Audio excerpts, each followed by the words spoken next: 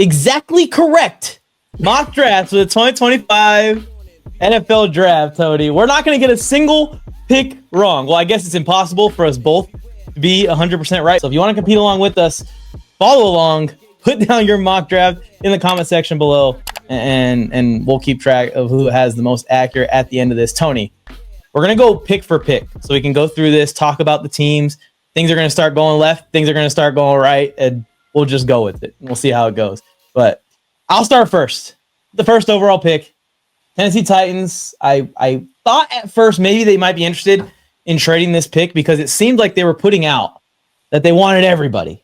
I was like, okay, you want everybody? You're saying that you're down to draft every single player? Like, yeah, that sounds like somebody trying to entice everyone else. We might take your guy if you don't trade up. But all the rumors, everything is settled. It's gonna be Cam Ward. I think the Titans are going to draft Cam Ward with the first overall pick, and I think that he should be the first overall pick unless the team, already had a quarterback and we're in this position. I think he's got the NFL QB size you want. He's got steady arm, escape ability in the pocket, keeps his eyes downfield when he's making guys miss like some of these young quarterbacks that we've seen do, and not looking just to take off right away. We saw Jaden Daniels almost like make that a superhuman weapon of his last year. The one thing nothing like jumps off about a lot of prospects to me in this year's draft class. And it's a draft class. I think it's the same thing here with Cam Ward. Like nothing jumps off as like this guy is special at this one thing. He's just super well-rounded. But what do you think? Maybe you can give us your first pick too, if it's the same. But what do you think about Cam Ward's potential? Yeah, it is Cam Ward. And I do think that so something that happens is when the people who talk on TV don't have enough quarterbacks to debate and whatever. And the more reports that came out that how big the gap was between Sanders and Cam Ward based on scouts evaluations, right? I don't claim to be a scout. I don't make a big board. I don't evaluate these guys. I watch highlights, or if it's a player that I've watched the highlights and it's really fun, I'll go try to see if there's a game on TV. I'll look up a game where they had a bunch of stats and I'll go try to watch a couple quarters of that. I don't sit down and pretend to have grades written on these players. Yeah. When you watch Cam Ward, when he runs around, he uses his mobility to find ways to make plays down the field. And I think that's something that is what makes Mahomes a great player, right? He runs when he needs to. He's not the fastest guy, but he's the fastest guy when he needs to be. That's the thing we hate about watching Mahomes is how are you outrunning these guys? Or how did you find a way to kind of manipulate this situation to be able to make a big play down the field? Now, is he landing in a spot that's super great? No. Could it be in a couple of years? Maybe. If the drafting and they're all on the same page. I do think that he has a chance to eventually someday get into the top 10. He has the ability to do that, but there's going to have to be stability from the organization. And at this point, you have to draft this guy if you're in this spot because you're hoping to not be here. And it's not it's not like a draft where I don't think it's, 2021, where it was Kenny Pickett, Malik Willis, and all that. I think that Cam Ward is worthy of the number one overall pick. Would he have been in last year's draft? No. But in this draft, I think he's worthy of the number one pick for the Titans, who this to me will be a big upgrade. There's still going to be some plays that are going to be the Will Levis type shit. That's what I worry about. That's why I worry about slightly because it's what are you doing? His escapability is great, but sometimes it can be a little risky with it. He's almost not watching his picks, and we're going like this a lot, and that's the dumbassery that led to the Will Levis consecutive week streak of lowlights. Just every week he would have a new worse lowlight than the previous week where he's trying to do a backflip and then throws an interception. Yes, I don't want to start doing any of that stuff. I want Dave Canales to be able to get in this kid's head and just be like, hey, man, I know you can do all that stuff. We're going to start with just the simple things. We're going to get you throwing slants. So I will say that he is a self-proclaimed gunslinger, and you see that in his play, and it's fun to watch. Like watching some Miami games. I didn't watch him at Washington State at all, but I watched a couple of the Miami games this year, and I'm like, this is fun. Like I enjoy it, and I think that I will enjoy Titans games more is if he's the quarterback. So I look forward to it. I'm rooting for him. Like I think it's exciting for him to be there. There's no one else in this range at quarterback that has the arm like him and the escapability like him. Like there's a bunch of guys that are great runners like Milroe, and there's guys that are just like straight gamers like Leonard from Notre Dame, and there's guys that have the accuracy. Maybe you could say that's your Shadur Sanders or the cannon arms, but it just seems like Cam Ward is the only one that's the whole package out of all the quarterbacks I looked at.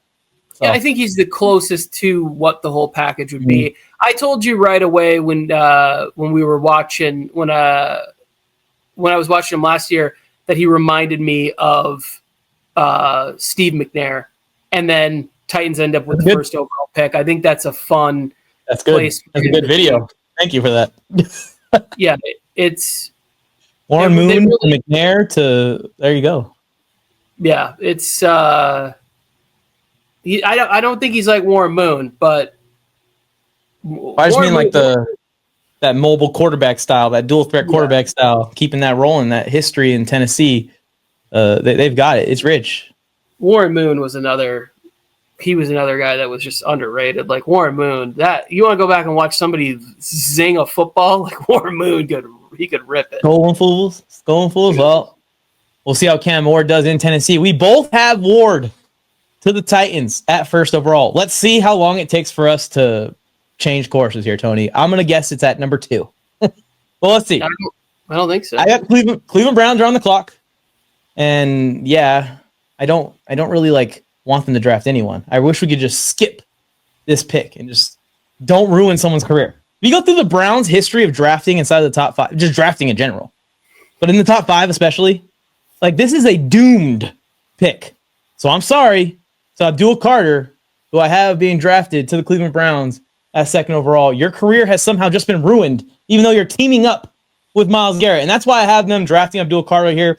They somehow convinced Myles to stay. Now, I think, a lot of it is just we're giving you a crazy bag that you can't get anywhere else because we're the Browns and we're dumb and we're willing to do it just to keep anyone that'll sell jerseys and tickets on this freaking team. But another thing is, I think, is they've told him kind of their plans with the 2nd overall pick. You can't tell me that they sold him on Joe Flacco and Kenny Pickett and Deshaun Watson all over social media just keeps posting that he's coming back next year and he's going to be in Cleveland. I think that the only way you convince Myles, it's not even with a corner either. The Browns have plenty of corners. If you just tell him, like, dude, you're going to have some crazy sack season because quarterback's going to be running away from the other guy on the other side. We're taking Carter at 2. And Myles is like, sign me up. I'll break the sack record.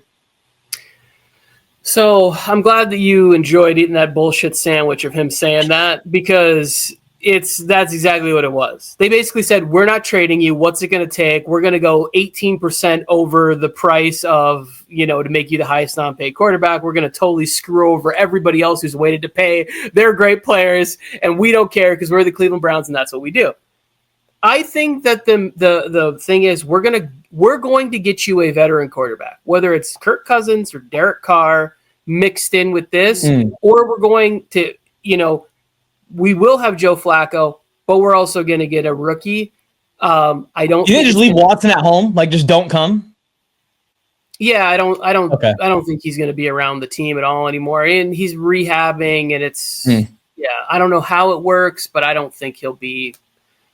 I don't want to go down that road. I will say, I think the pick is Travis Hunter. I don't think you can pass up on what is like, let's say we draft him, and Andrew Berry already said they see him as a wide receiver. They need more explosion in this offense. Kevin Stefanski is a really, I think, a really good offensive coordinator. Puts together. I don't know. Tony, I will say the more and more that I watch, I used to be like, you should probably play him at corner. It's hard to find corners, but I'm starting to lean towards you to play him at receiver too. So the reason that I say that you would draft him and play him at wide receiver is, let's say for some reason it doesn't work. All of a sudden they're just pressing him and he's not good. Well, he could go on the flip, and just be like, hey, it didn't work out in year Maybe one. I'm a corner. Yeah. Let's play him at corner, and he could. You're drafting the opportunity to have chances. It's almost like even the Browns can't mess this up. Like, you were going to get a player. That's the problem. That's why I can't mock him to the Browns, Tony. That's why I can't, because they will mess him up. He'll be demanding a trade by year 3.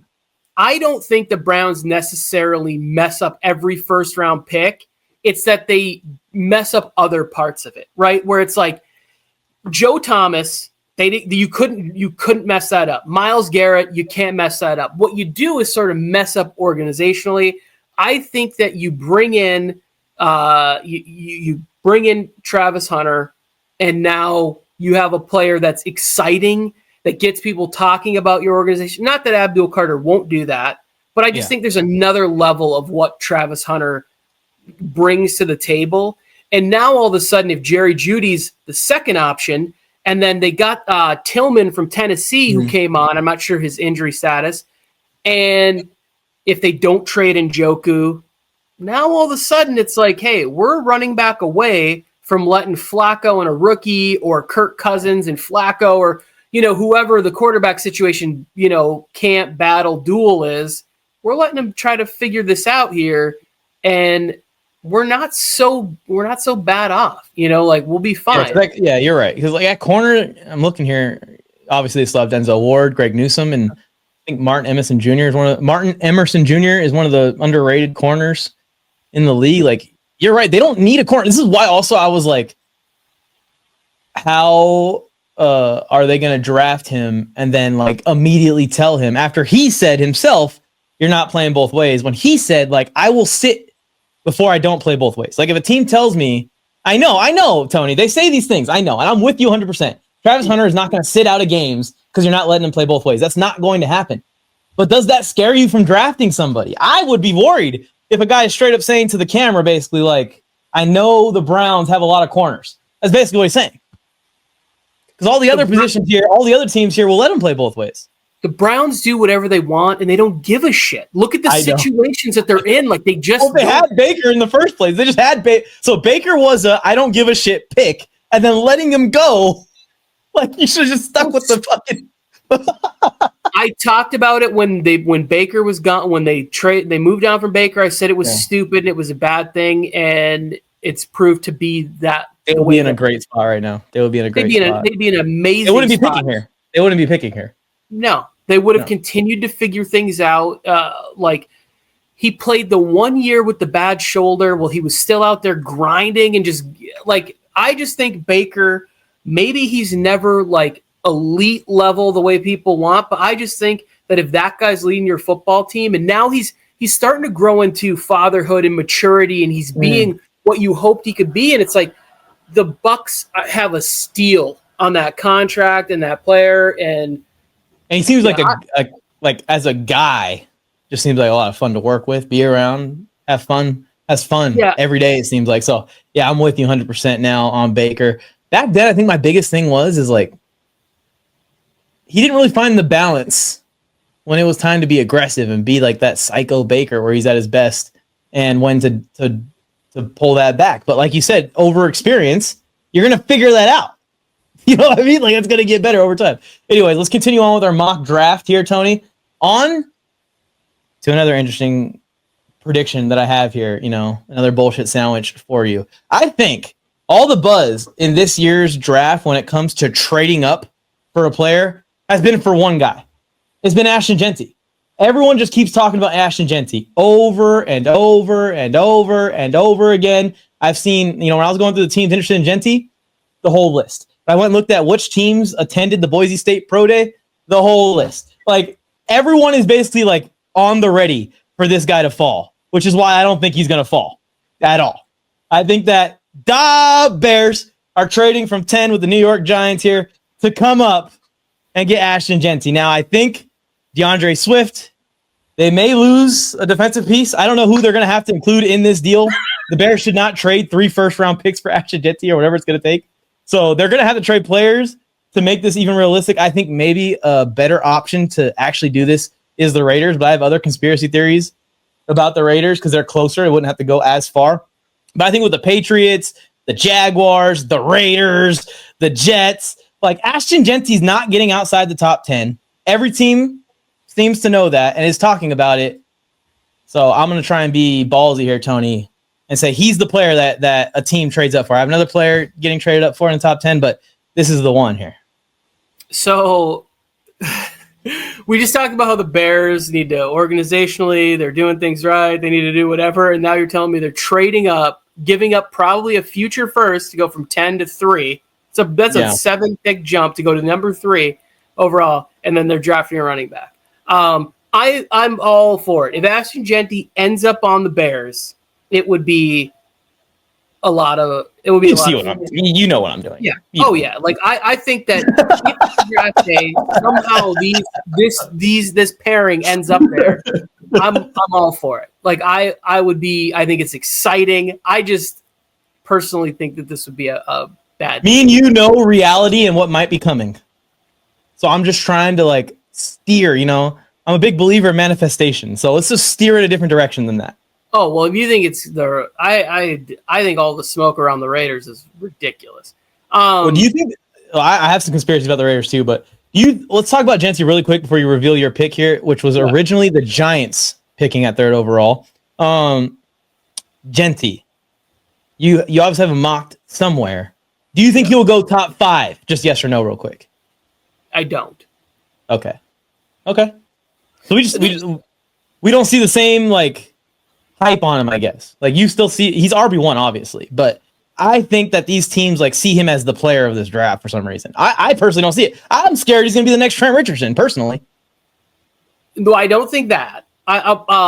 So one of the things I thought was funny was like his recent comment everybody got excited about was like, oh, Ashton Jeanty wants to come to the NFL and be Saquon Barkley and do Saquon Barkley things and all these things. And it's like, I do too. Yes, please. Yes, everybody wants that to happen. Here's the issue with that is that remember Saquon Barkley from the New York Giants.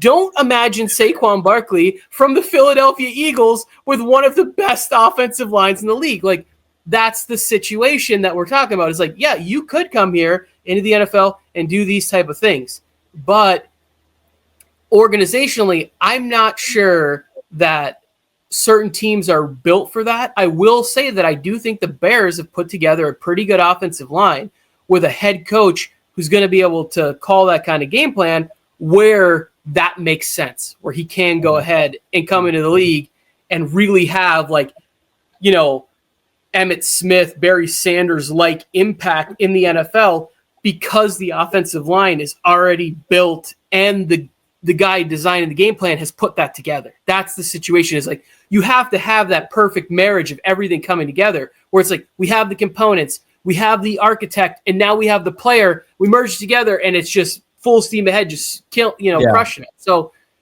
I'm all for Ashton Jeanty being a fantastic, great player in the NFL as long as it's not for the Raiders at 6. But it's not in my mind. I can't imagine Ryan team trading up for him. We're trading up. Now, could they trade up to 6 or 7? I will take credit, by the way, if that happens. I will take credit. Yeah, where could they trade up to a spot where the impact is they're giving up a 2nd or a 3rd or something like that? Then yeah, maybe I could see that. I have a trade up in this spot too, Mike, because I just think you know what's funny though. Before you say it though, Tony, you know what's funny though? Maybe the Giants could use Jeanty. So I didn't know if we wanted to talk about this or not. I've been telling you and Joe that I feel like the owner just walks into their office and goes, "Hey guys, your first round draft boards, it doesn't even matter because you guys owe me a Saquon Barkley and you're drafting Ashton Jeanty whether you like it or not." Like you two bozo, like he just is so mad. He's like, "You guys won't even be here in 9 months." He's like, this is the player I want. You guys owe me a high-quality running back, and I'm going to get him right now on your watch. Like people, when they drafted Saquon Barkley at 2 overall, people thought that it was like kind of crazy. Hey, this is really high to be drafting. Even and Saquon, to me, was better than what we thought of Ashton Jeanty. At least, like 100%. in my mind, More when I well-rounded. remember. What'd you say? I just said more well-rounded for sure. Yeah, we just thought he was more dynamic. We just thought he was faster version of what we think of Ashton Jeanty in a way. Like he had that home run speed. So I don't know. I could see it on draft day. John Maher just sitting up there going like, "You guys know the routine here, all right? You guys know what you have to do. You're getting me my Saquon Barkley back. We might not be able to get him, but I haven't slept in a year." Yeah. So, yeah. All right. What do you got happening here, Tony? I want to hear your trade now. So we still have a trade. That's good. Yes, we do. My favorite little chimes, the pick is in, and there's been a trade. The Carolina Panthers are trading from number 8 to 3rd overall and selecting Abdul Carter. I think Abdul Carter is, when we put him in what they have on the defensive line, they brought Jadeveon Clowney there. He's really good at playing the run. If Derek Brown comes back from the injury and is playing at even a similar 85% level, I told you I like the Deshaun Wharton pick. Now all of a sudden you have a defensive line that's going to go get it. You got J.C. Horn there. I believe, is this the team that brought Morig, the safety from the Raiders? I don't remember. Yep. But they're starting to put something together defensively, where now all of a sudden you aren't asking Bryce Young to have to compete with, hey, you got to go out there and score 30 points a game, because we have somebody who's going to be able to go on the other side and make some more plays for this team. And even if it does, I don't think they'd have to, but even if they have to give up next year's first, I would still think that this would be the caliber player that would help them be the first they'd be giving up would be like pick 18 or 19 or something like that, as opposed to, hey, we're moving up for this and we're giving up a top 5 to 7 pick the following year. So I'm with you on the Giants, no matter what. Yeah. I made the jokes about what the owner would say, but I think no matter what, the Giants should be looking to move back in the first round of this draft. Like, I think they should be looking to say, hey, who wants to come up here for number 3 and come get this spot? Because if they draft Shedeur at 3, or they take Ashton Jeanty or whatever, I can guarantee that the Patriots are drafting Abdul Carter. Yeah, he's still on the board at 4. Like, they are sprinting. He's a Patriot. Shit. Yeah, he's a Patriot right away. I think Carter is the edge rusher of this class. There's some good edge rushers, man, and there's some more guys that are going to go in the first round for sure. But everyone has like their own little thing, like their weakness, right? Carter doesn't have that. This is Micah Parsons 2.0. The injuries, I guess, is a concern. Is the biggest concern with him. This is also, to bring this up while you're talking about the Giants really quickly, this is what I was saying. Watch out for that Kayvon Thibodeau or another trade. I think the Giants maybe try and get another either first or second round pick. Try and maximize their picks, because they do have a lot of holes that they need to address and fill if they really want to rebuild this thing appropriately. And I like you said, I don't know what the leash is on the current staff and coach situation, but they're trying to win. It ain't going to just be like overnight. It isn't going to happen. It's not possible when you don't have a quarterback, first of all. So we'll see what the Giants do there. This is an interesting point. It seems like every draft has a pivot point. This feels like, 3 seems to be that spot. Like, what happens there is going to turn this a bunch of different directions for different teams. Let's go to 4 here. We have Abdul Carter off the board on both of our drafts here, Tony, by the time the Patriots get to 4. And all the rumors that I'm reading, and I'm trying to be accurate here, so I'm not trying to be too crazy. I already, gave a trade up to 3 for Ashton Jeanty, but I got them just playing it simple and, having a Joe Alt situation and solidifying their O-line and taking the LSU tackle, Will Campbell, at 4th overall. I like what the Patriots have done this offseason. I think that they're going back to the Patriot way. This is like the only coach, Vrabel, that's like taken the Patriot way outside of the Patriots and made it work, and now has brought it back to the Patriots. I feel like New England is in a position here where they can solidify the O-line and get the tackle of the future. They'll do it. But I agree. I have the same pick. I have Will Campbell here. And this is so I think that we listen to they go, well, Will Campbell's a guard. He doesn't have long enough arms, or he doesn't have the wingspan, or he doesn't have whatever. But like part of the sacrifice on those numbers is that you need guys that are as athletic to keep up with the way that the defensive end / now edge rusher position is changing. You have to have somebody who not only has the physical capabilities to be strong enough, but now you have to be quick enough to deal with these players. And sometimes that doesn't come in the exact package that you would like. That's why it would have been crazy for the Chargers to pass on Joe Alt for a wide receiver in that spot last year, because how often do you have somebody that's that athletic with those measurements, with that play level in college? And I think that Will Campbell has shown a lot of really good stuff at LSU, who loves football, who's also good in the run game. And you have a quarterback that had a terrible go at it last year because of how bad the offensive line was. Like, I just remember watching that Chargers-Patriots game and just going like, this is brutal for Drake May. Like, this is not a good situation for this kid to be in. And if you don't take him here, now if somebody is, like if they have a chance to trade back, let's say the first 3 picks are, Ward, Hunter, Carter. Now, if somebody says like, oh man, I want to get ahead of the Jaguars because I want whatever.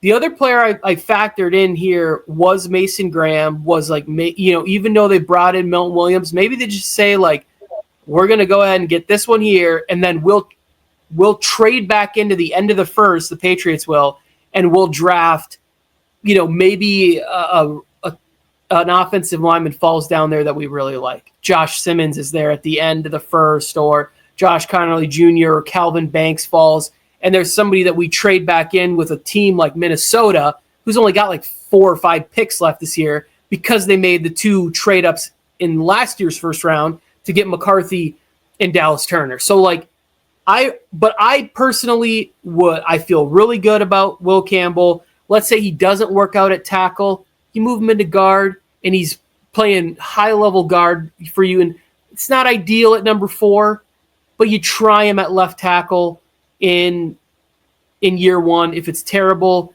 you reevaluate the position again, and you move on. You go that way with it. Peter Skoronski plan. That's what you're saying. Or the Rashawn Slater plan. It worked for us. He ended up just staying at tackle. But the plan was, if he doesn't work at tackle, going to be a guard. Yeah, you know what I mean? They never even let Skoronski try. That was he didn't even play a snap? I thought he did. I thought he played in the preseason and then got... No. They just put him out there guard, and I never saw him play any snaps preseason or anywhere other than guard. And it's like... But it's fun. I mean, it's... Host of the show here. Great. It's not great, but it's the reality of their situation. Mm-hmm. Yeah. And like I said, even if you're just following from what makes sense, the rumor mills, it's just like, just keeps hammering home that Will Campbell is going to the Patriots. All of their insiders mock draft him to the Patriots. It's just everything is pointing that direction. All right, let's go to 5. Jaguars are at 5, right? I had to double check this. I want to make sure. Yeah, Jaguars are at 5. I had the Jaguars in a pickle here because in my board, Travis Hunter is still there. But, and I like the prospect of him going to Jacksonville too. I think that this would be a fit for him to play both ways, do all the stuff he wants to do, and find success doing so. I just think for some reason that the Jaguars, they're committed to building the D-line, and they've been trying. They've been taking swings, and the Trayvon Walker pick has shown results now. Maybe you keep going down that path, and you take defensive tackle Mason Graham at 5th overall over a corner.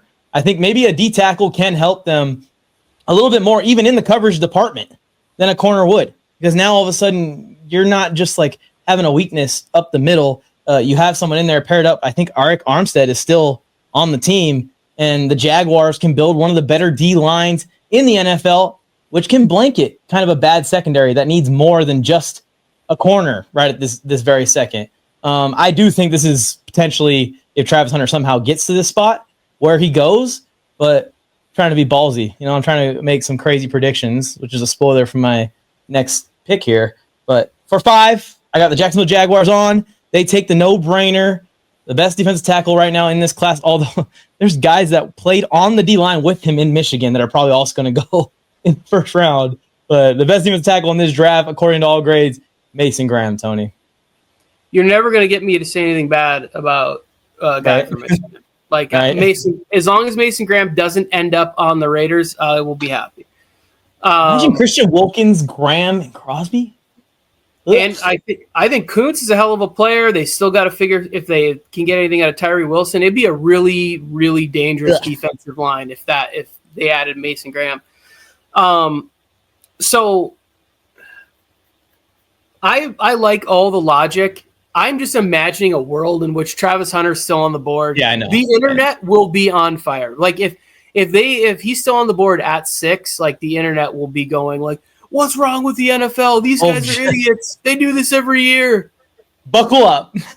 Yeah, anyway. Like the people will be going crazy if that's the case. I think it is interesting though. It is interesting the aspect of him playing both ways. It's either going to like help his draft. It should help his draft stock no matter what. But at the same time, like I don't view him right away and trust him. I have similar worries that I would have to any corner that's 180 pounds going into the NFL.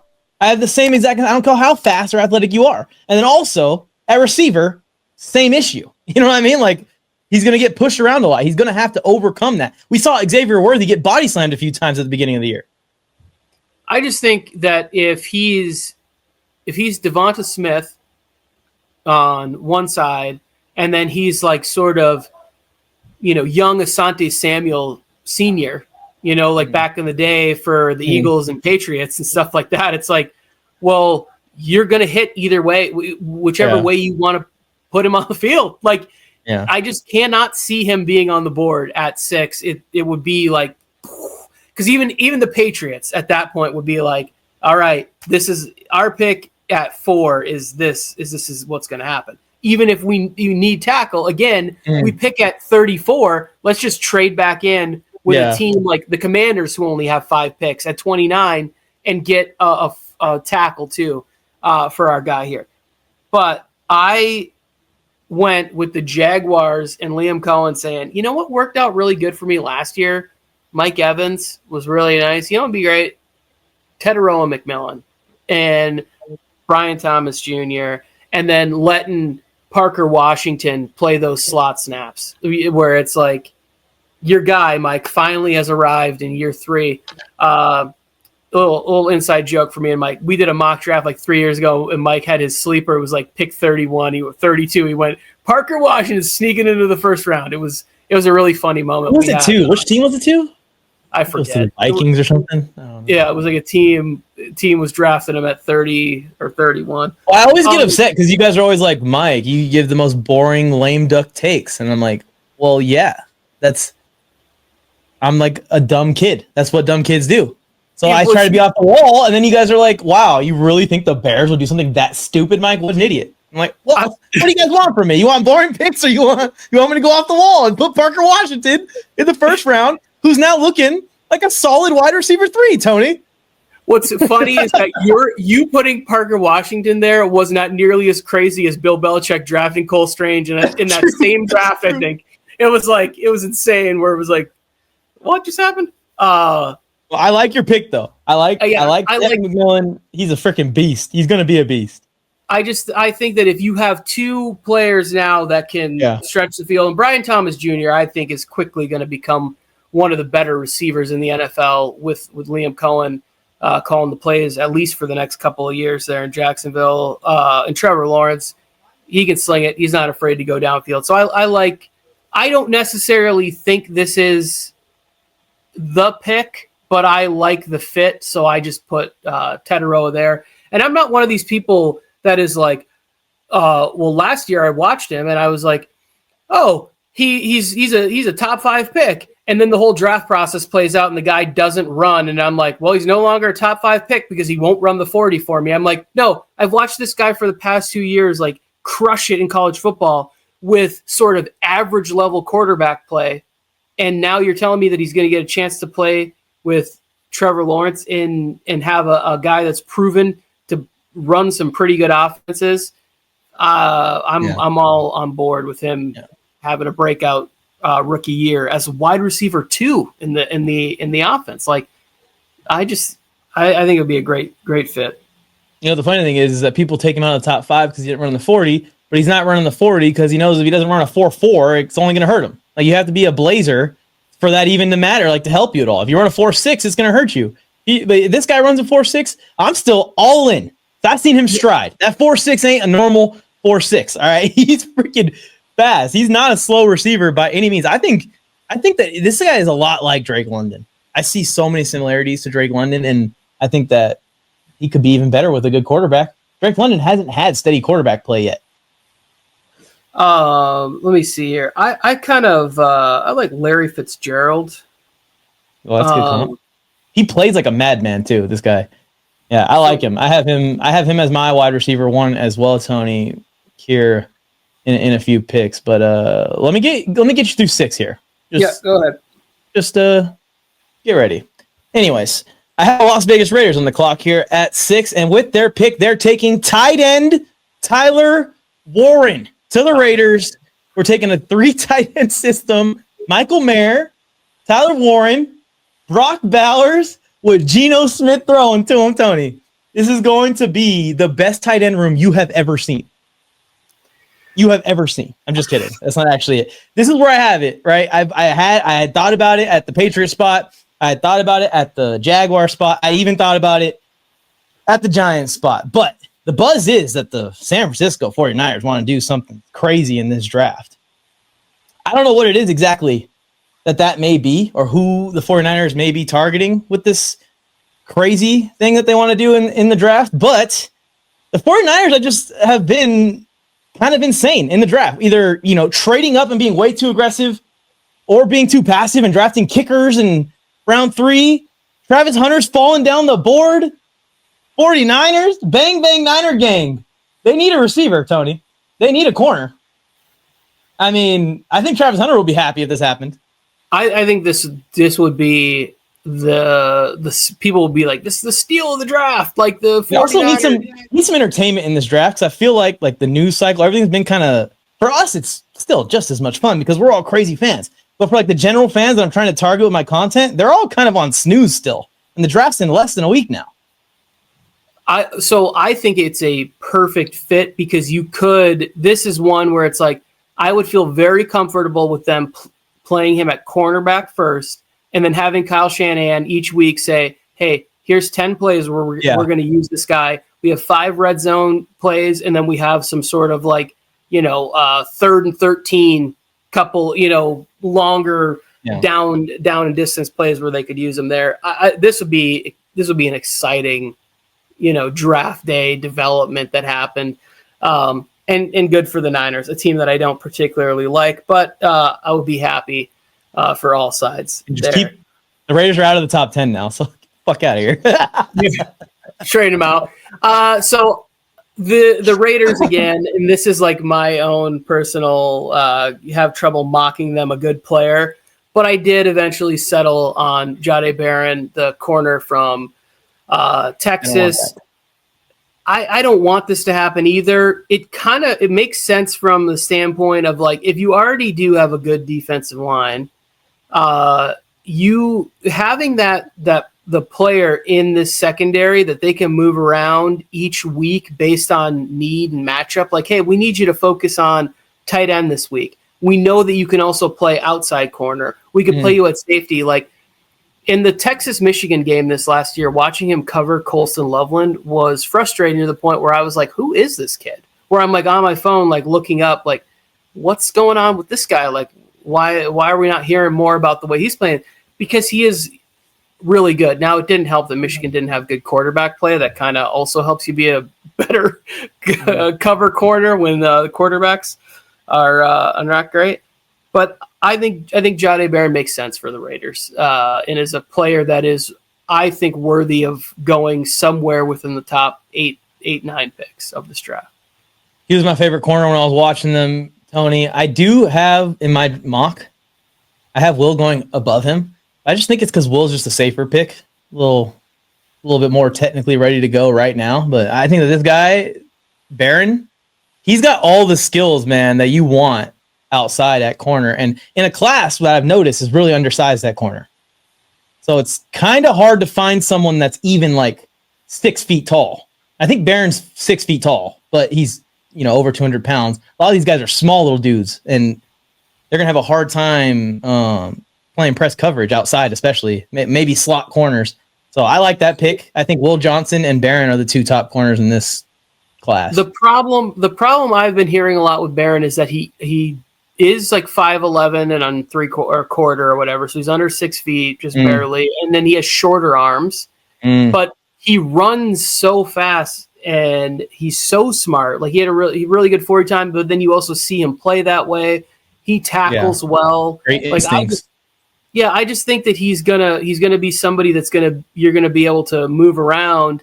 And if like Pete's last draft there, I think they took Devin Witherspoon, right? There was a player they wanted that got picked right before them, and the Seahawks were mad about that, I remember. But that was the Lions wanted Devin Witherspoon or whatever it was, and the Seahawks took him the pick before. So we've seen Brian Branch should have went much higher, and he's a slower player than Barron is. Cooper DeJean. We've just seen these players coming into the NFL that ability to have flexibility of somebody who can play the nickel, who can match up on slots, the tight ends, or can also give you the coverage snaps outside. Like Tarheeb Still was for the Chargers last year. Was able to go in and play in the slot if he needed to, but it was also able to play outside. Like you need to have that versatility. And I just think he's a really good player going to a team that I really don't like. Yeah, we may see some reaches at corner this year. Just heads up, everybody. I think it could happen. I think we could see some guys shock people either early second round, late first round. You go, who the hell even is that? But anyways, let's have some of that happening. Yeah, you have some of that too. So we both probably have it. But let's do some rapid fire, Tony, because we're running out of time here. Appreciate everyone for tuning into this, by the way. We're at pick 7 here. The New York Jets are on the clock. I have them going with the tight end, Tyler Warren. I'm not trolling this time, which I think is a slam dunk pick for the Jets, where they're at right now and what they're going to do this season and going forward in the long term. So I got Tyler Warren at 7 to the Jets. What do you got, Tony? Yeah, I definitely think it makes sense from like a football standpoint. I wouldn't do that. They need too many other things. They need a lot, that's for sure. They need a lot. My number 7 this is where Mason Graham goes for me. I think putting him next to Quinnen Williams, now all of a sudden you have a defensive line that's going to allow him to get pressure with just 4 or 5. Because if Jermaine Johnson can come back healthy, Will McDonald, Quinnen Williams, Mason Graham, that front 4 that you can put out there on passing situations is going to be really great. Mason Graham also very good against the run. So I think that's a great pick for the Jets. Build that defense up. Allow them to be able to have their playmakers make plays in the secondary. We'll see. That makes sense. Aaron Glenn getting them in there too, and just like, what do I know is that we can make really good right away. It's going to be. And he already he got to see the dedication of these guys that come from Michigan with Aiden Hutchinson, like the kind of program that these guys are coming from, the work ethic, the dedication, all ball, no nonsense guys. I'm going to do my pick 8 ahead of yours. This is where the Giants traded back to. Okay. Armand Membu, the tackle for the Giants, getting a guy that can play opposite of Andrew Thomas, and now you have 2 tackles out there to give time for Russell Wilson to dance around and throw some moon balls out there to Malik Neighbors. So like the Giants train back, getting some picks, getting a right tackle for the offensive line. You know what's funny, Tony? Is that I have them also drafting Medbu, but 2 picks back. I had them trading with the Bears to 10 instead of. So we have the same pick for the Giants. Trade back, everything. I think this guy is nasty, downhill blocker. And the thing that I wrote down in all caps, he doesn't block through the first whistle, Tony. He blocks through the second whistle. That's when he stops blocking. That second one. So Yep. he stops blocking on the warning that you're about to get a flag. Anyways, at 8, I have the Carolina Panthers on here. And since they can't convince any free agent wide receivers to come, since they can't trade for a freaking wide receiver, I have them taking Ted McMillan and helping out Bryce Young. But it also makes the point even further to me that Bryce Young is F, that they can't get anyone to come and team up with him.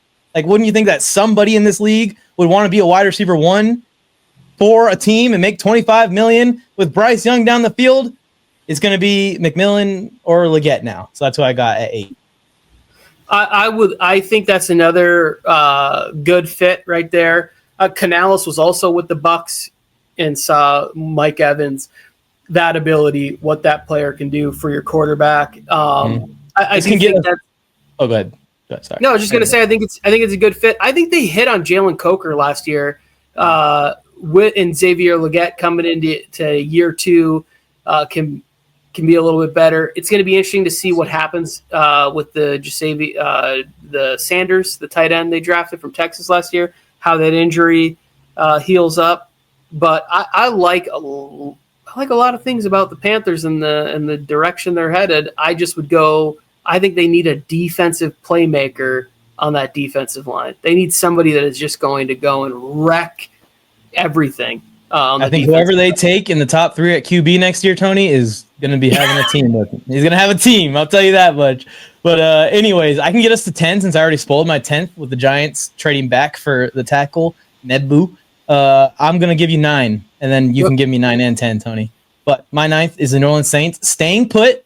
This is the one team that I think could ruin my plans, but I have them staying put and not going quarterback. I have them drafting cornerback Will Johnson as the first corner in my mock draft, taken off the board to replace Marshawn Lattimore, kind of as their CB1 to follow the one. And we've seen that in New Orleans so many times, but Marshawn Lattimore left at last trade deadline. They get a corner in here at the draft. Well, you're going to need somebody smart for Brandon Staley's overcomplicated defensive scheme. I forgot about that.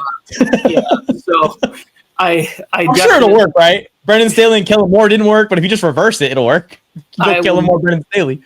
I will not say things publicly negative about my former coach. But I like the pick. I think Will Johnson's a really good player who was in a situation last year where there was not much to play for, and it was just like you're battling injuries. And I do think Will Johnson's a really good football player, and I'm rooting for him. My number 9 is a trade up here. We got the Cowboys trading up from 12 to 9 with the Saints, and they draft Ashton Jeanty here. I think Jerry's just sort of like, you know what, F all of you guys. I'm making a splash, and I'm leaving this draft with a young man that I think is, you know, my Zeke Elliott, my Emmitt Smith, these running backs that I just dig in and embrace fully, and they're a Cowboy forever type situation. Even though Zeke did not finish with the Cowboys, Emmitt did not finish with the Cowboys. But yeah, you get what I'm saying there. And my number 10 is the Bears taking Walter Nolan to get the defensive side of the football for the Bears is really close, I think. And the part of the defense that I would like to see take that next step is the interior pass rush. I think Sweat's a good player on the outside. I think they have Booker, who was a late-round pick for them, that showed some promise as a pass rusher. And then they took a guy a few years ago. I think he's still on the roster. I didn't dig this deep into it. Dominique Robinson, who also provides a little bit of pressure on the edge. But if they can get a guy who causes problems in the interior, sort of have their version of the Jalen Carter, I think that can elevate the defense to the next level, cause a few more turnovers, a few more sort of 3-and-out type situations to get the ball back to that offense. I like Walter Nolan to the Bears at 10. Yeah, that's a good pick, Tony. I think he's definitely going to be a first rounder for sure, at very minimum. Not a lot of people are talking about him like they are the Michigan interior guys, but that Nolan kid, when I put him on, it's just like watching a zombie. It can't be stopped. He's just like a zombie. He's just falling forward. No one can stop his momentum. Just keeps going forward. He just doesn't stop. There. So it'll be interesting to see which holes he's clogging. in the NFL. All right, next pick. We're at 11, right? This is where the Raiders would have been, or the 49ers would have been. But in my mock draft, I had the 49ers trading up with the Raiders trading back to select quarterback Shedeur Sanders. And here you go, Raiders fans. You know, all that talk, all offseason. It's crazy, Tony, because all the rumors, all the Brady connections, Geno going and working out with Geno Smith and who's their receiver again? Jacoby Myers and these guys. And it's like all of this smoke. All the Raiders fans basically told me it's Shedeur Sanders. No one else. All this time, Tony, until we get a week before the draft. And now they're calling me an idiot for saying it's Shedeur Sanders. Now they don't want him anymore. Now they think they can get him in the second round. And they might be on to something. What I think might be happening with all this talk of Shedeur being so confident, he wants to go to the Raiders. Raiders possibly want him. Brady loves him. All this stuff is that maybe the Raiders know that teams aren't as interested in Shedeur Sanders as you know the hype is on the Sanders kid. I feel like maybe the Steelers and the Raiders might be the only teams really truly interested in drafting him in the first round. So the Raiders think they're comfortable enough to get some extra picks for them to draft some more defensive pieces for their secondary, maybe another wide receiver, some other guys Pete Carroll's going to need. Trade back with the Niners, who are being risky and trying to get some more stars in here to replace guys like Deebo Samuel and go get Travis Hunter. And you still get the quarterback to develop behind Geno Smith for the next year or two until it's time. And that's my comp for Shedeur Sanders. It's like Geno Smith with a nice watch. So perfect. Works out great for the Raiders here. I'm not going to get into comps. I think that I think that this would be a good pick for the Raiders because he's not going to have to play at least in year one. But it's one of those situations where you have a 73-year-old coach. I just don't think you're using your first pick under this new, like, we're not trying to build this way. Like, that's why I've never really understood all of the hype. I thought it was more. I think your pick is much more realistic. I think your point on D tackle and your point on corner, I think both those are good at 6. The way that Pete Carroll wants to play football is not one of, like. I was pretty locked in. They were going to take Christian Gonzalez last year. I was convinced. Like, I just think that they want to be tough. And to me, that's Ashton Jeanty or that's Mason Graham. Like, that is just we're going to be a physical football team. I got about 20 minutes. Yeah, let's just buzz through this. You got the 49ers here, right? Yes, I got the 49ers here at 11. How about I give you 11 through 15? You tell me if you want to talk about one of them more. Okay. I got the Niners taking Mike Green to go opposite of Bosa there. They need a lot of help on their D-line and their O-line. I could have went either direction. Saints in the trade back, I got them going Jalen Walker, linebacker, edge. I think that this guy is a really good football player, and they could use him at either one of those spots there.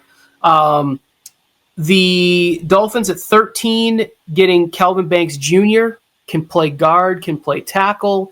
They need to keep Tua upright to have any sort of a chance. Like, they need to invest in this offensive line, especially with the retirement of Armstead.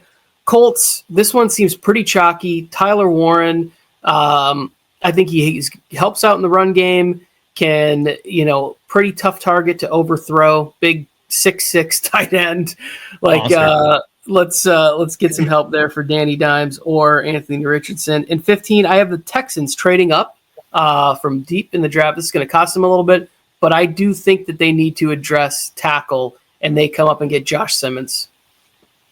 Where was that at? Where the Cardinals are at 16? 15, the Falcons. 15. Falcons trade back then. Okay. Yep. Okay. Texans come up to get their tackle. That makes sense. They just lost Tunzel. Trying to replace immediately, get someone in there to protect CJ. I like it, Tony. I'll fire mine off here. I'm at 12, right, with the Cowboys. I had the Dallas Cowboys sitting there. I think the Cowboys are either on the way out this year or maybe they, next year or maybe at the trade deadline. They're out of the Trevon Diggs market. I think they're going to be taking corner at 12. I've got Barron ended up in Dallas, Tony. I think that would be a great fit for him, putting there with Micah Parsons. Those two guys have similar mentalities from what I've seen when it comes to attacking offenses. So I think that would be a lot of fun. I have Kenneth Grant to the Dolphins, trying to replace what they had with Christian Wilkins here a couple years ago. Kenneth Grant was alongside Mason Graham, I believe, in Michigan, right? These guys both just mammoth, freaking crazy, just keep falling forward. Like I was saying, was I saw from the D tackles. At 13, Dolphins, Kenneth Grant out of Michigan. 14, I have the Colts going guard. They're having some rotation on their O-line. He's a guard / tackle, getting some buzz. The North Dakota State University, Gray Zabel. I had never heard of this guy until I started really looking into it more, but you could tell that this guy's versatile and huge. Massive. Yeah. So I think that teams are going to be attracted to the fact that he could play both, and both he fits at both, really. He took center snaps too at the Senior Bowl, and a lot of teams like him for center too. Like he's crazy. He's definitely, I think, interior. I think he's more center guard than he is guard tackle. Well, congrats to the Colts. Congrats to Jonathan Taylor and his 2,000-yard season upcoming. And then at 15, I had the Falcons staying put and drafting one of my sneaky guys. One of the guys that I like a lot in this draft that I think might be really good. A guy that my comp for he's even bigger and faster and stronger, Melvin Ingram. I got edge. Shamar Stewart going to the Falcons at 15 and going into that defense and helping them out a little bit, Tony. Yeah, I got Stewart coming up here in a couple picks too. I think the one thing that scares people about Stewart is the lack of production and finishing. But I just think if you get him into the right defense, and he definitely needs some coaching.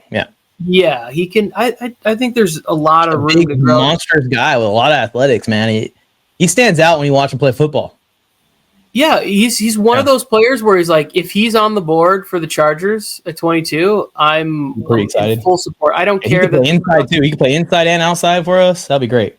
Yeah, I think even if he's causing problems and we need Tooley to come in and be the guy who gets 14 sacks because Shamar Stewart is demanding double teams because he's just that big and athletic and causing problems. Well, Tony, there's another three that you'd probably want for 16, 17, 18, right here before the Chargers are coming up at 22. I got at 16 the Cardinals taking the Oregon D tackle, Derek Harmon, and I have them picking him over Nolan. So it could be either one of those guys at that spot. That's who I was deciding between. From what I watched, I didn't watch it in depth.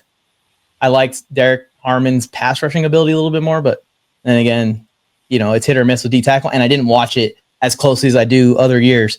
And then at 17, I had the Bengals. This is a little bit of a spoiler. Drafting like the outside linebacker, edge hybrid, Georgia dog, Jalen Walker. And then I have at 18, the Seattle Seahawks going D tackle and getting Nolan. So I have it Cardinals 16, Derek Harmon out of Oregon. Bengals, D-line as well, with Jalen Walker on the outside. And then the Seattle Seahawks taking Nolan, the defensive tackle, at 18. But who do you got for those three? With Byron Murphy, Walter Nolan, and then Leonard Williams, that'd be a bit much, huh? Boye Mafe, that would be. I was thinking about. You know what I was thinking about here? I was thinking about the safety. How do you say his last name? Emanimori. Emamwari. Yeah, Emamwari. I was thinking about drafting him here. I have him in the first round, but a little later. But I was thinking maybe the Seahawks try and get this big safety in here, try and replicate a little bit, but they just have so many DBs already. Yeah, so for me, I think that we'll get to my Seahawks. Go ahead. I mean, it's right now, right? Yeah, it is. So 16, I have the Cardinals here taking Will Johnson, corner for Gannon to be able to maybe try and play a little more man coverage. Bengals at 17, getting the edge from Texas A&M, Shamar Stewart. Seahawks drafting Gray Zabel because they do need help on the interior part of their line. I have the Rams at 19 with a trade up with the Bucks, who also are a little short on picks this year. So maybe they want to move back, but the Rams come up and get Colston Loveland. They wanted to move up and get Brock Bowers last year. This year they go and get that other. He'd fill more of him, Nakua and Cup, and then you have Adams on the outside. Now all of a sudden there's more space open for Kyron Williams and Blake Corum, and the offense is just can really start to cook. It's a good spot for me to say, Tony. At 19, yeah, I also have a team trading up for Colston Loveland. Also a team from Los Angeles. That's crazy. We almost had the same mock drafts, Tony. We have a lot of things that line up here. But I have the Chargers coming up from 22 and beating the Rams in a little bit of a bidding war and getting Colston Loveland here instead at 19. Now, I don't know what the Bucks would need exactly for the Chargers to win this bidding war, but I feel like the Chargers have like 3 or 4 like sneaky players that they could just like throw in here, you know? Just be like, this is like, just take this extra guy with the deal to sweeten it more than the Rams. You think if Colston Loveland gets within 3 picks of Harbaugh, he isn't like on his knees basically sucking his GM's dick? Like, please, man, please. I don't think that he goes to the extremes for that, but I will say that I do think that a trade up is more likely than a trade back for the Chargers this year. Or if any of those guys, if Warren drops further than I have him here, or because the Colts have quite a few needs that they might be targeting, you know, like Jihad Campbell, linebacker, or interior offensive line for them. They have some issues there. It might not be Warren. But if Warren, Jeanty, Loveland, McMillan, any of these guys start to fall into that 17 to 19 range, I think they could be looking to jump the Broncos in that scenario to get to, you know, anywhere from the Bengals to the Broncos selections there. Fuck you, Sean Payton. I hope our sponsor, Fifth Down, doesn't get mad at us, but fuck you, Sean Payton. Speaking of Sean Payton, he's going to fuck me back. But at 20, I have the Broncos and Emeka Ibuka just perfectly falling to them. And I think the Broncos are actually in a good spot. I'm kind of jealous that the Broncos here, not necessarily that they're in a good spot, is that they're in a better place roster-wise than the Chargers. But like, there's going to be a lot of talent at 20. And I feel like they truly can just take best player available. They don't have any crazy, like, glaring needs where you have to take this guy. Ibuka, you get him in there under Sutton's tutelage. You know, Sutton's going to get phased out over the next couple years. Bo Nix has his number 1 wide receiver there, ready to go. Yeah, so I also gave them a wide receiver in this spot, but I went Matthew Golden. Okay. I wanted to. Do you think Golden's better than Ibuka? Because I see the debate between these two guys a lot. So I personally, my second favorite wide receiver is Luther Burden. Okay. You like those guys though, Tony? Yeah. So the thing There's with like me, model of consistency, right? Like these guys are just going to be there for you every time in the right spot. Not necessarily like.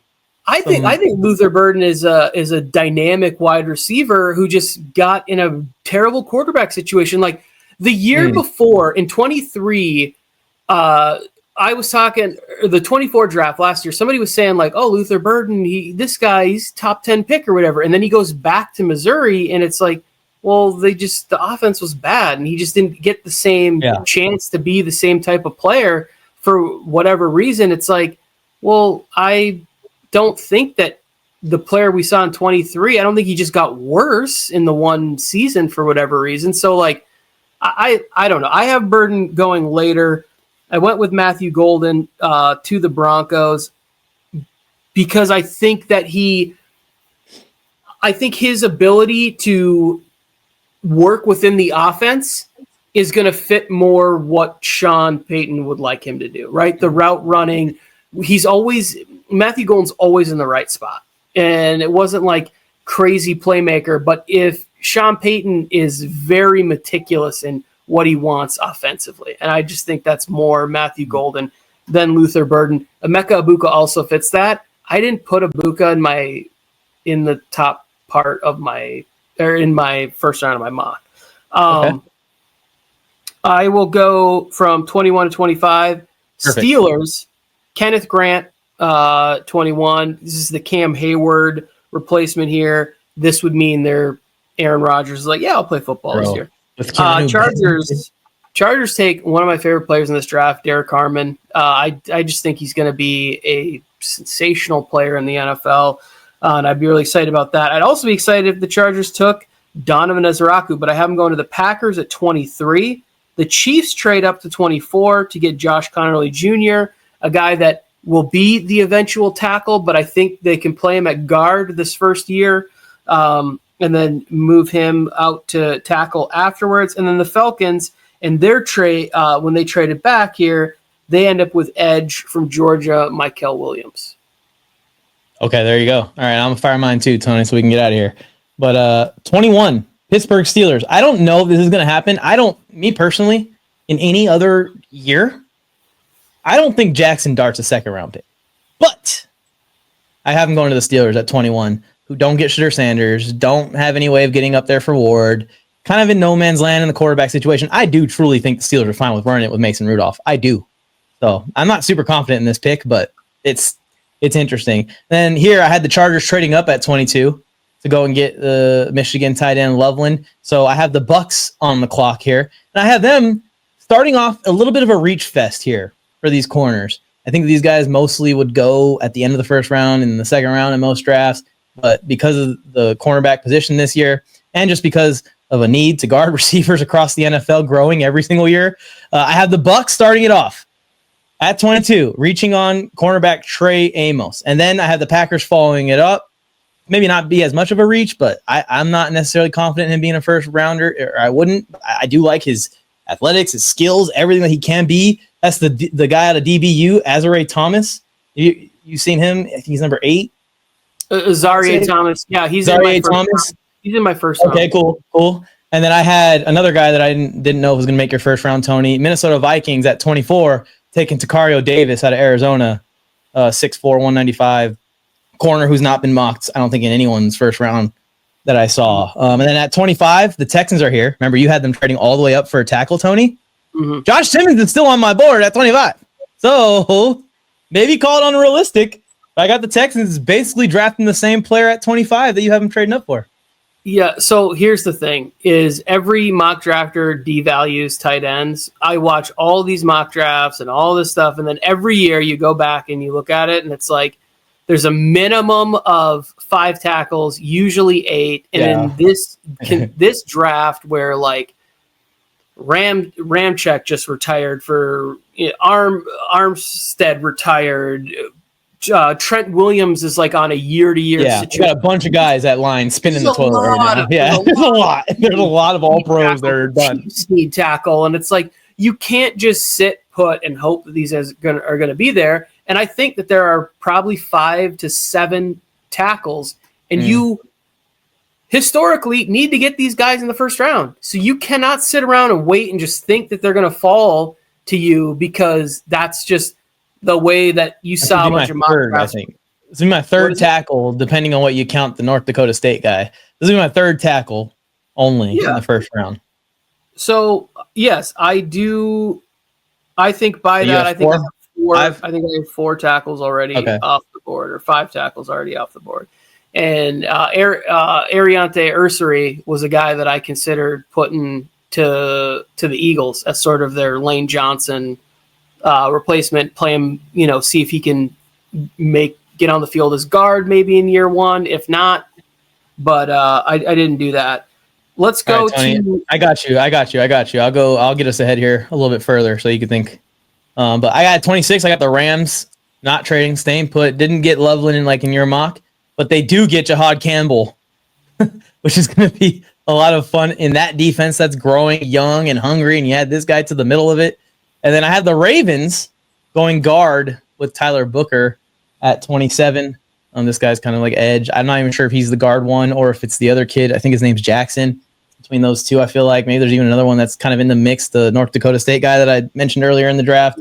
But I got Tyler Booker as one of the top guards going at the edge of round 1 to the Ravens.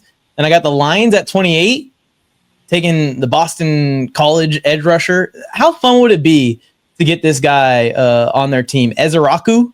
Yep. I mean, this guy plays like his head is going to be chopped off if he doesn't get the sack after the play. Like he plays like his life is on the line every single play. And yeah, he's undersized. That's going to be an issue. But when you watch his pass rush moves, they're as good as anybody. Like his moves, his pure spin moves, everything he does with his hands. Like I think he's going to be able to overcome the size disadvantage a little bit. We're going to have to worry about run stopping. Maybe the Lions can counter that with just being the Lions. You know what I mean? And then, we can stop there. We can stop there. No, go ahead and finish out. I was just going to say something about Ezraku. No, go ahead. We'll get Tobin in here. I think that he can learn to become a better run defender, but his ability to get after the quarterback would be a game changer to put out, because he's going to get singles. He's not going to get any chips because Aiden's would get all those in your scenario, right? Where it's like, it's kind of the thing where, like, do the Lions draft a guy like James Pierce from Tennessee, who might not be very good at stopping the run, but he's just their designated sort of Bryce Huff style. You're coming out here on third down, and you're just going to go heat up the QB, and you're going to steal some sacks from Hutchinson and Aleem McNeil when he's back from injury. So I like that a lot. Why don't you finish out yours, and then I will give mine. Yeah, I'll go. We'll get out. I'll go all the way to the end here. I have the Commanders taking a chance on edge rusher James Pierce. I think this guy has like crazy potential.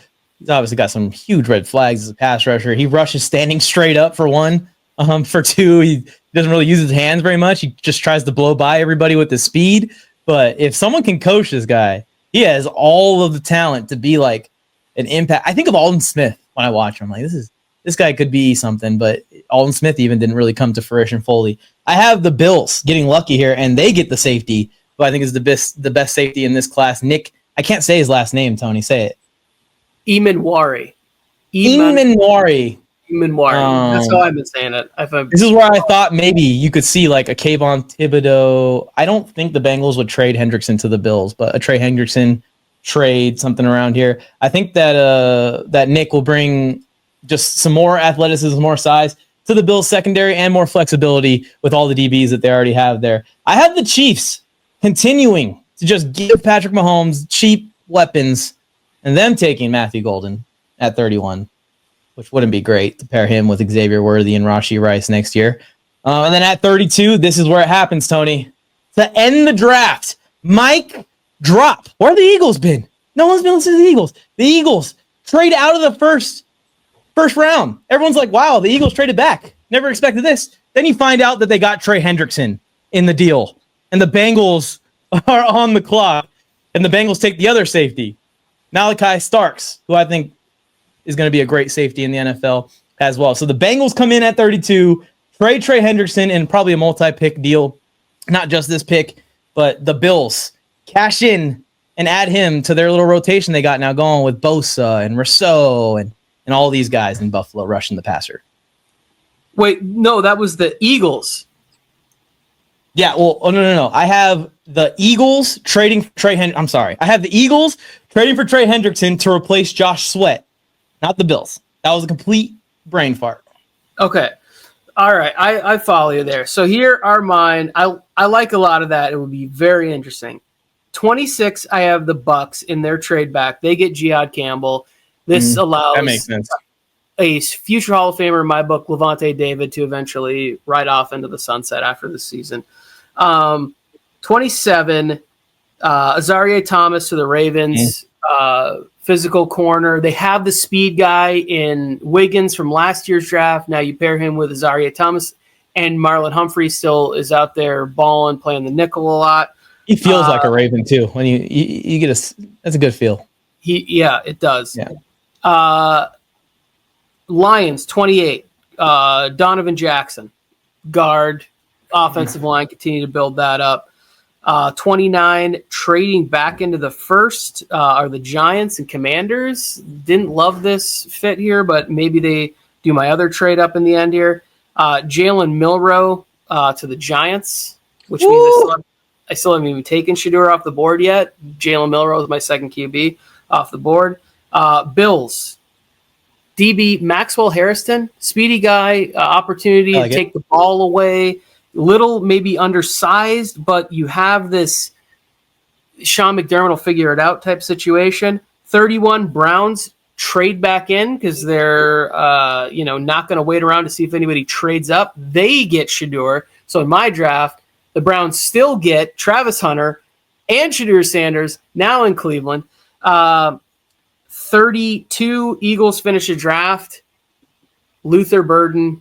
Getting more production out of the slot. Now they, would be able to have. I considered maybe Mason Taylor here if they are going to trade, but I just think they're going to go wide receiver or defensive line, or wide receiver, defense line, O-line for the Eagles. But Luther Burden as the eventual sort of A.J. Brown is gone. You know, hey, we're upset. We're trading you. You know, it's going to happen at some point. A.J. Brown will be a Patriot within the next 18 to 24 months. I mean, that's a good spot for him. That would be a lot of fun, you know? Go back with Mr. Vrabel and Drake May. This is why you're the reoccurring co-host of this show, Tony, because you're the only person I can find that could get more creative than Ashton Jeanty to the Bears and Travis Hunter to the 49ers. Both Sanders and Hunter to the Browns. Milroe as QB2 in this draft. Yeah, that too. But of all teams you could have like lined up this Hunter and Sanders pairing, you picked the Browns. It's going to be fun. I'm excited about the draft. I can't wait to see it. Is it going to be fun? Yeah, are you sure it's going to be fun? It's going to be fun. I look forward to hanging out with my friends and watching the draft. It's going to be a lot of fun this week. We are going to be live on the NFLMike TikTok channel, probably the Joe Morley Sports Instagram channel as well. But I don't care how late I have to stay up. After the first round of the draft, we're recording our reactions. Me and Tony and Joe will be together, and we'll be posting them. So turn on notifications, subscribe to the channel, make sure you guys are here. The NFL draft here in a couple days. I guess sooner rather than later, the ball definitely won't lie. Bill Flames, I went Mike on the mic. What's up, the brand new one time for your mind? He gave you fair warning. Now it's time to smack him in the mouth with that raw sports talk from the town. Sweet chin music to your favorite sportscaster.